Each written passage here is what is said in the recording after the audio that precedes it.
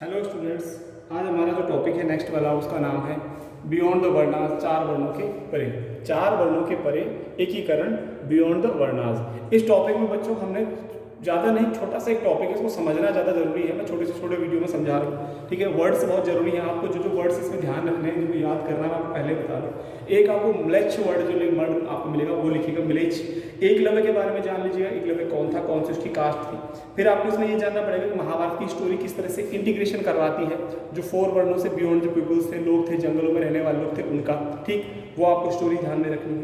इसके अलावा बच्चों जो इंपॉर्टेंट टॉपिक आपने ये रखना था कि 4 वर्णों के परे वो लोग कौन थे और उनको ब्राह्मणी विचारधारा में क्या नाम दिया गया। Who were the people who were beyond the 4 वर्णास and what the Brahmanical text describe about them. ये 4 पॉइंट जो मैंने आपको बोले हैं, इन पर विशेष विचार करना है आपको उनको, ठीक है। अब ये 4 पॉइंट आपने ध्यान में रख लिए।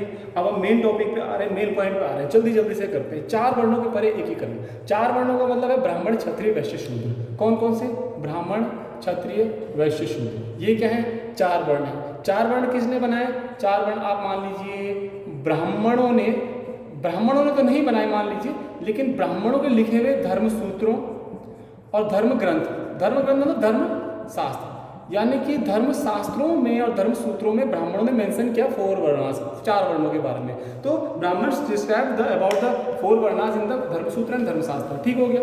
अब आपकी आइडियोलॉजी मन में ये बन गई होगी कि पूरे के पूरे भारत में जो है, जो पूरा का पूरा इंडियन सब कॉन्टिनेंट है, यानी कि पूरा का पूरा मान लीजिए इंडिया है, मान लीजिए इंडियन सब कॉन्टिनेंट है, तो यहाँ क्या हर जगह लोग, सब लोग क्या ब्राह्मणिकल आइडियोलॉजी से इन्फ्लुएंस्ड है? क्या पूरे भारत में सब ब्राह्मणी विचारधारा को सब लोग मानते हैं? ऐसा नहीं है। यानी कुल मिला के आपका क्वेश्चन ये है कि पूरे भारतीय उपमहाद्वीप में, पूरे इंडियन सब कॉन्टिनेंट में बहुत ज़्यादा डाइवर्सिटी थी, और जिसमें कि जो हमारे वर्ण व्यवस्था थी वो हर जगह नहीं चलती थी। हर जगह लोग संस्कृत टेक्स्ट को नहीं मानते थे, ब्राह्मणिकल आइडियोलॉजी को नहीं मानते थे। या सिंपल मैं आपकी लैंग्वेज में कहूँ तो हर जगह पर वो सनातन हिंदू धर्म की विचारधारा नहीं थी। यह आपको बता दिया जा रहा है ध्यान से, ठीक है। यानी कि जंगलों में रहने वाले लोग अलग थे, वर्ण व्यवस्था नाम की चीज ही नहीं थी। और एग्जाम्पल आज आपको दूं मैं, तो जो आप झारखंड, छत्तीसगढ़ जैसे जंगलों में जो लोग आदिवासी रहते हैं, उनके बारे में आप जानते हैं कि उनका अपना कल्चर होता है। उनका वो रिलीजन को आप रिलेट नहीं कर सकते कौन सा रिलीजन है, उनका अपना कल्चर है, उनके अपने गॉड्स हैं, उनके देवता अपने, अपना पूजा पद्धति, मतलब वर्शिप मेथड सब डिफरेंट है उनका, ठीक है। तो वही लोग हैं 4 वर्णों के परे। तो एक डेफिनेशन बन गई कि 4 वर्णों के परे का मतलब क्या है। 4 वर्णों के परे का मतलब है भारतीय उपमहाद्वीप में रहने वाले वो लोग जिन पर किसी भी प्रकार से ब्राह्मणों के ग्रंथों, धर्म सूत्रों, धर्म शास्त्रों का कोई प्रभाव नहीं पड़ा था। वो लोग फ्री थे, वर्ण व्यवस्था में भी नहीं आते थे, उनका लाइफ बिल्कुल अलग था, ठीक। इतना ही है संक्षेप में। The people who were called who were beyond the 4 varnas lived in the forest areas, and those did not follow the system, rules, regulations of the Sanskritic text. Sanskrit ग्रंथों को कोई भी ऐसा एक्सप्लेनेशन को वो फॉलो नहीं करते थे। आज भी आदिवासी लोग इन चीज़ों को फॉलो नहीं करते हैं। अब एकीकरण की भी हम बात करेंगे, वो मैं आपको आगे समझाऊंगा। तो कुल मिला के अगर आपने देखा होगा पूर्व बच्चों कि ब्राह्मणिकल आइडियोलॉजी के बाहर वो लोग कौन हैं, तो ब्राह्मणिकल आइडियोलॉजी के बाहर रहने वाले लोग जो थे आमतौर पर जंगलों में रहा करते थे। कहाँ रहा करते थे? जंगल्स में रहते थे। और जंगल में रहने के कारण इनको ब्राह्मणों ने क्या कहा? इनको कहा विचित्र, इनको कहा असभ्य, और इनको कहा जंगली। जंगली तो क्या कहें, लेकिन जानवर जैसा। इनको क्या कहा?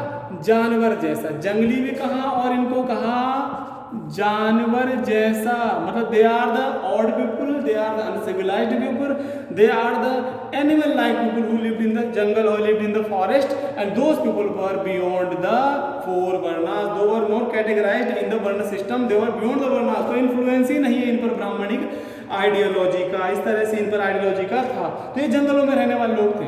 इनका जीवन किस तरह से चलता था? ये लोग हंटिंग करते थे, ठीक है, ये लोग गैदरिंग करते थे, बस 2 चीज़ तो हो ही गई हैं। और ज़्यादा अगर आप बोलो 11th क्लास आपने पढ़ी है, स्कैवेंजिंग करते थे। स्कैवेंजिंग का मतलब, हंटिंग का मतलब हो गया ये लोग शिकार करते थे जंगलों में रहने वाले लोग।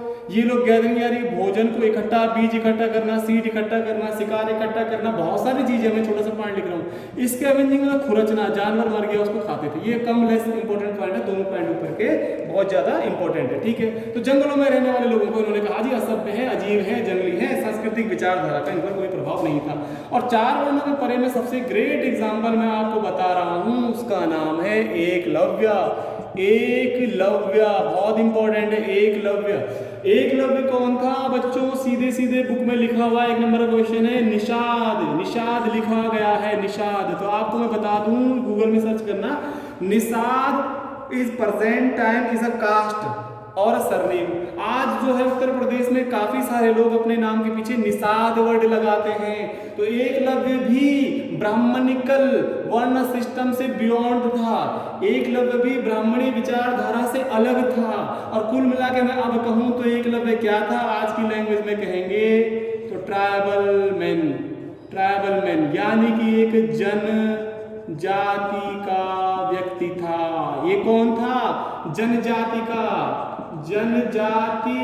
व्यक्ति। एकलव्य कौन था? आदिवासी था, ठीक है। तो जो आदिवासी हो गया अपने आप में वर्ण व्यवस्था से परे हो गया, इसीलिए तो द्रोणाचार्य ने एकलव्य को बताया भैया तुम क्षत्रिय न्यू एजुकेशन नहीं देंगे, बल्कि तो वर्ण व्यवस्था में शूद्र भी नहीं था, वर्ण व्यवस्था में ही नहीं था, जंगल में रहता था। भले ही निषाद जो है बाद में रामचंद्र को नदी पार कराने वाले भी निषाद ही थे। दूसरा पॉइंट आता बच्चों इसमें यायावर, पशु चालक, शॉर्ट में समझाना पड़ रहा है, नोमैडिक पास्टोरियलिस्ट।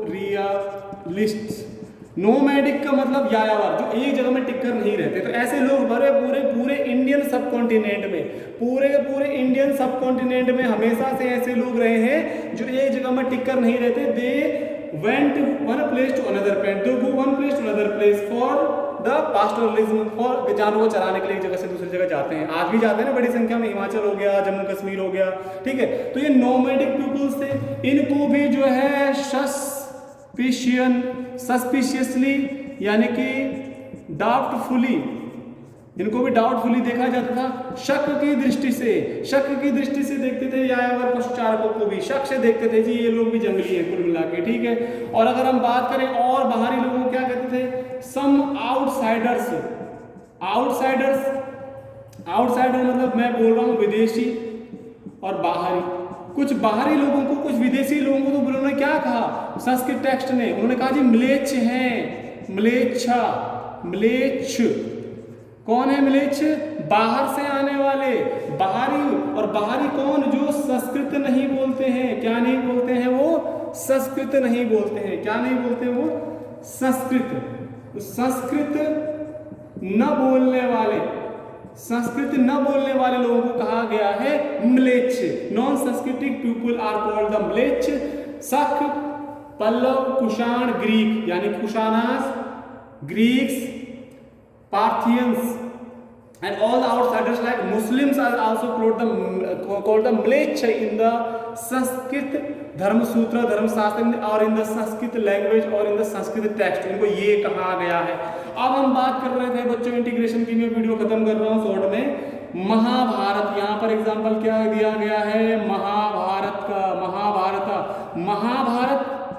महाभारत पे बेस्ड हमारी पूरी जो हमारा ये चल रहा है, चैप्टर चल रहा है। तो महाभारत का इंटीग्रेशन, हमने बोला 4 वर्णों से परे थे। 4 वर्णों से परे वो लोग थे भारतीय उपमहाद्वीप में जो जंगलों में रहा करते थे, जिनको हम आज आदिवासी कहते हैं। मुख्य तौर पर एकलव्य का एग्जाम्पल आपको दे दिया है। इन लोगों को हमने जंगली कहा, एनिमल लाइक कहा, किसने? हमने, मतलब सांस्कृतिक टेक्स्ट में इनको कहा गया है। एकलव्य हो गया। इंटीग्रेशन की जहां तक हम बात करते हैं, महाभारत एक कहीं ना कहीं इंटीग्रेशन की बात करता है, जहां पर भीम है और एक तरफ से हिडिंबा है। सुना होगा आपने हिडिंबा का नाम? भीम है और हिडिंबा है। भीम कौन है? भीम क्षत्रिय है। हिडिंबा कौन है? हिडिंबा राक्षसी है। सुना होगा कहानी को। Bhim was the Kshatriya person, Hidimba was the sister of a राक्षस कॉल्ड राक्षस था इसका कोई भाई। हिडिंबा एक राक्षस की बहन थी, राक्षसी है, वो वर्ड मुझे मिला नहीं कि राक्षसी को क्या कहना है। तो हिडिंबा जंगल में रहने वाली एक राक्षसी थी, उसकी जो है आपके भीम के साथ शादी हुई थी। तो कहीं ना कहीं ये ब्राह्मणिकल आइडियोलॉजी को मानने वाला है। भीम कौन है? ब्राह्मणीय विचारधारा है, आइडियोलॉजी ऑफ ब्राह्मण्स है, ठीक है। और वो हिडिंबा कौन है, वो एक फॉरेस्ट में रहने वाले डिफरेंट पीपल है, 4 वर्णास से अलग है। लेकिन यहाँ क्या इंटीग्रेशन दिखा रहा है कि सोसाइटी के कुछ लोगों को भी इंटीग्रेट करने की महाभारत से कोशिश की गई। तो इससे क्या है, ये ब्राह्मणिकल आइडियोलॉजी भी धीरे धीरे करके फैल रही है। याद रखिएगा, भीम की शादी हिडिंबा के साथ हुई थी। किसी लड़की की, ब्राह्मणिकल लेडी की शादी इसी जंगलों में रहने वाले आदमी से नहीं हुई। ऐसा माना जाता है कि राक्षस कौन थे, उसको मैं अगले पॉइंट में बता दूंगा आपको। कुल मिलाकर मैंने शॉर्ट में करने की कोशिश की थी। आपके लिए इंपॉर्टेंट क्वेश्चन इससे बनते हैं छोटे छोटे। एक आपके लिए बनता है, आपको क्या करना है, म्लेच्छ वर्ड को डिफाइन करना है।